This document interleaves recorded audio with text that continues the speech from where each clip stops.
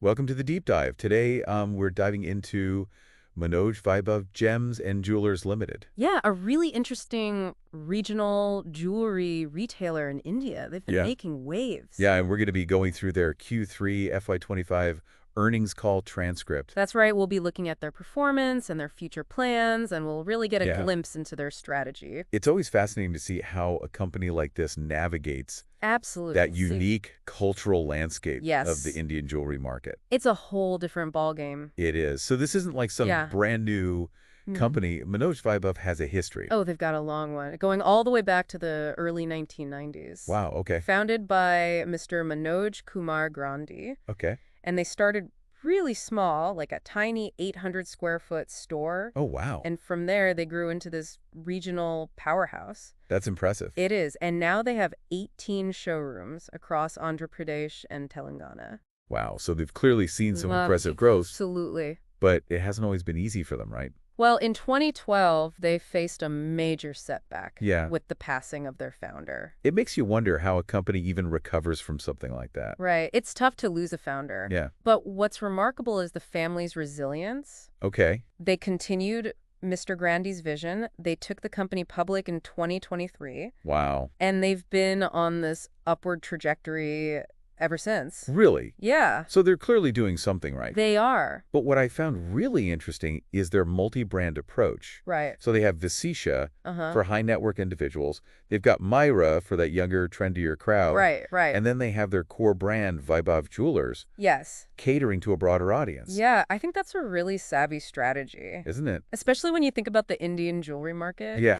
Jewelry in India, it's not just an accessory. It's tied to culture. It's tied to tradition. Yeah. It's tied to social status. It's a big City deal. life. Yeah. It is. So having these distinct brands allows Manoj Vaibhav to really cater to a much Yeah. wider spectrum of customer needs. It's smart. It's very clever. Yeah, it's like they've got a jewelry box full of options. And Exactly. each one is carefully. We know their audience. Yeah, for a particular customer. Absolutely. Yeah, and their expansion strategy also kind of reflects this targeted approach. Okay, so instead of going head-to-head with those big national giants, they're focusing on Tier 2, 3, and 4 cities. Makes sense. Less competition, more room to grow. Right. Yeah.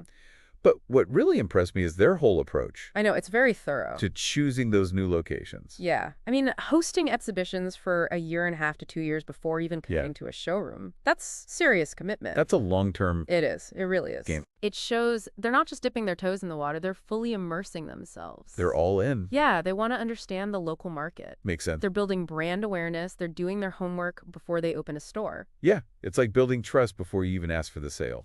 Exactly. So speaking of getting it right, let's talk design. Okay. They really emphasized how their designs are tailored to each specific region. Oh, absolutely. They're all about customization. Yeah, like they give that example. Yes. The 10-gram chain Yeah. in Visakhapatnam versus the 10-gram chain in Kadapa. Right, and it's the same. 200 kilometers apart, completely different Yeah, designs. completely different. Yeah. But are they designing all of this in-house then? You'd think so, right? But actually, they outsource all their designs. Really? Yeah, their focus is on that strong supply chain management. So they're curating the best designs from various... Exactly. They're It's- tapping into a wide pool of talent and expertise, making sure they have the best designs Smart. for each region, but keeping their operations lean and efficient. Yeah, that makes sense. Yeah. Now, we can't talk about Indian jewelry without talking about gold. Right. It's like the heart and soul of it. It's a whole different Oh, absolutely. ball game, It's not just a commodity there. Yeah. It's deeply ingrained in the culture. especially in South India. Oh, especially there. Yeah. It's an essential part of weddings, festivals, all major life events. It's seen as like a symbol of prosperity and security. It is. It's a form of investment, too. So Manoj Vaibhav kind of benefits from this cultural sentiment, Absolutely. even when gold prices are volatile, right? Yeah, they do, but they're not just leaving it all to chance. Okay. They have a hedging strategy in place. Okay, so they're kind of minimizing their risk and ensuring those stable margins. Yeah, they can navigate that fluctuating gold market without having to constantly adjust Right. their prices, you know. Yeah, Keep smart. the customers happy. So they're protecting themselves and the customer. Absolutely, it's a win-win. Okay, well, let's talk about what the analysts made of all this. All right, let's hear what they had to say. What were they curious about? One thing that really stood out was the concern about their same-store sales growth. Okay. It's around 1.2%, which is a bit lower than some of their competitors. Okay. So the analysts wanted to know, is their growth just driven by new store openings? Right, because new stores are great for expansion, but Absolutely. you also need that healthy performance in your existing stores. Right, you need to see that sustainable growth. So did Manoj Vaibhav have an answer for that? They did. They acknowledged the lower same-store sales growth, but emphasized that they're Uh-huh. focusing on profitability and overall revenue growth. So they're prioritizing profitability. Yeah, it's like they're building a solid foundation before they build the skyscraper. That's a good analogy. Right. Yeah. What else were they curious about? Well, they were also keen to understand Manoj Vaibhav's Okay. expansion plans beyond their current regions. Will they stick to their niche? Right. Or are they thinking about venturing into those more competitive markets? Yeah, like the Tier 1 cities. Right, because that's the big question, right? Can they replicate their success Yes, in a more crowded and competitive? And then there's the impact of rising gold prices on consumer demand. Yeah, those are all Big questions. big questions That we need to think that we need about. to unpack. But first, let's take a look at the numbers themselves. Okay, let's see what Manoj Vaibhav revealed Let's dive into those financials. about their performance. So we know Manoj Vaibhav has this solid strategy, but can it really hold up as they grow and maybe even enter those tougher markets? Well, that's what we need to figure out, right? And to do that, I think we have to look beyond just the numbers. Yeah. We need to consider how they're building and maintaining those customer relationships. Right, because they did mention something about using their customers as brand ambassadors in their marketing. Oh, yeah, that's a brilliant tactic. Right. It really builds that sense of community and loyalty. Yeah, it reinforces that idea that they're not just selling jewelry. Exactly. They're creating this whole experience. And in a market like India, where relationships and trust are so important, Oh, yeah. that's a huge advantage. It makes the brand feel more relatable. It humanizes it. Yeah, and it's not just the marketing campaigns, right? They also talked about hosting events in apartment complexes. I know, that's so smart. They're not just waiting for customers to come to them. They're going to the customer. Exactly. They're bringing the experience to them. And it's that kind of proactive approach that really makes them stand out. Yeah, combined with those pre-opening exhibitions, remember, Oh, yeah. they're gathering data, building brand awareness, generating excitement, all before they even open a store. It's like they're weaving themselves into the fabric of the community. That's a great way to put it. And speaking of community, I was really interested in their focus on hiring locally.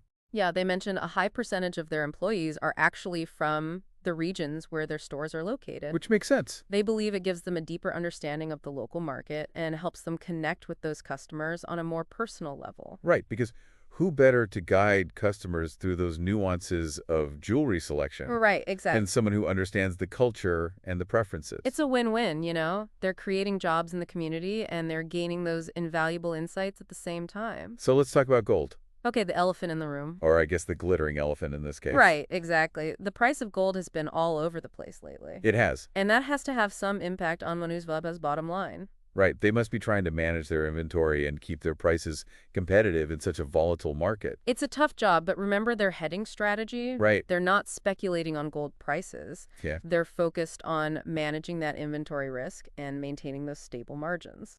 They're not trying to time the market, No, they're playing the long game. which seems to be working. Yeah, they mentioned achieving a consistent 9% CAGR over the past 44 years. That's incredible, especially with those fluctuations in gold prices. It's impressive. It speaks to their discipline and their strategic approach. Okay, so let's go back to that detail about their Visakhapatnam flagship store. Okay. It accounts for 55% of their revenue. I know it's a remarkable success story, but it does raise some questions. Right. What if something happens in that market? What if customer preferences change? It's a lot of eggs in one basket. So their dependence on that one store is both a strength and a weakness. Exactly. It's a double-edged sword. Did the analysts ask about that? They did. They wanted to know more about Manoj Vaibhav's long-term vision for Okay. expansion and diversification. Will they open more flagship stores? Will they venture beyond their current regions? Those are the big questions. Yeah, because those are the questions that are going to determine their future. Eh. And it seems like they're taking a very measured and strategic approach. Yeah, they're not rushing into anything. First- They're carefully evaluating all of their options. Okay. They're prioritizing profitability over that rapid expansion. And they're listening to the analysts. Yeah, which is always a good sign. So we've covered a lot today, from their origins and brand strategy to their expansion plans and financial performance. We have. But it feels like we've just scratched the surface. There's always more to uncover. What else should we be looking at? Well, we talked about their focus on those regional markets, but we didn't really explore the competitive landscape of the whole Indian jewelry industry. Yeah, how do they stack up against everyone else? Exactly. And then there's the question of inventory management. Right, because that's crucial for any retail business, especially one dealing with such high-value items. Exactly. How do they make sure they have the right designs, the right quantities, the Yeah. right materials in stock to meet demand? Without overspending or having outdated pieces? That's the challenge. Yeah. And perhaps most importantly, Right. we need to consider the future. What does the road ahead look like for Manoj Vaibhav? What challenges and opportunities are they going to face in the years to come? All questions we'll tackle in the final part of our deep dive. So we've spent a lot of time talking about their regional strategy, but I think it's time we zoom out a little and look at the bigger picture. Right, the Indian jewelry industry as a whole. Exactly. It's a pretty interesting mix, isn't it? You've got these big national players. Yeah, giants. And then you have all these smaller regional players. All competing for market share? It's almost like a giant chess game with each player trying to outmaneuver the other. It really is. You've got to be strategic. So where does Manoj Vaibhav fit into all of this? Well, they've done a great job of carving out their own niche. Okay. Instead of trying to compete head-on with those bigger players, they've chosen to focus on those regional preferences. Yeah. And really build those strong customer relationships that we talked about. So they're using their agility and that local expertise to their advantage. Absolutely. They know their market inside and out. Yeah, it's like they're playing a different game altogether. Exactly. And their multi-brand strategy really helps them here, too. Right. They can appeal to a wider range of customers without losing that core brand identity. Yeah, it's like they've got all these different tools in their toolkit. That's a great way to put it. But let's shift gears for a moment and talk about something that's super important for any retail business, but especially one that's dealing with such high-value items. Inventory management. Exactly. It's got to be a constant balancing act for them. It is. You've got to make sure you have the right designs, the right quantities. The right materials. All while staying ahead of those ever-changing trends. How do they even manage all of that? Well, remember their emphasis on strong supply chain management? Right. That's a huge part of it. Okay. They're constantly analyzing data, they're tracking trends, they're working closely with their suppliers. To make sure that flow of inventory is nice and smooth. Exactly. And that's especially crucial in the jewelry industry because things can change so quickly. The trends change so fast. They've really got to be on top of it. So let's talk about the future. All right. Where do they go from here? Well, the Indian jewelry market is expected to keep growing. It is fueled by rising incomes and that cultural affinity for gold. Right, so things are looking pretty good for them. But they can't just sit back and relax, right? Definitely not. I mean, new designs, new materials, new technologies. It's a constantly evolving industry. Exactly. They need to stay ahead of the curve. They did mention e-commerce, didn't they? They did. About 2% of their revenue comes from e-commerce right now. Could that be an area where they could really expand their reach? Potentially, especially with younger consumers. Right, those digitally savvy shoppers. Exactly. It could be a really valuable channel for them to reach a whole new audience. It's like adding another tool to their belt. Another weapon in their arsenal. But what about their geographical expansion?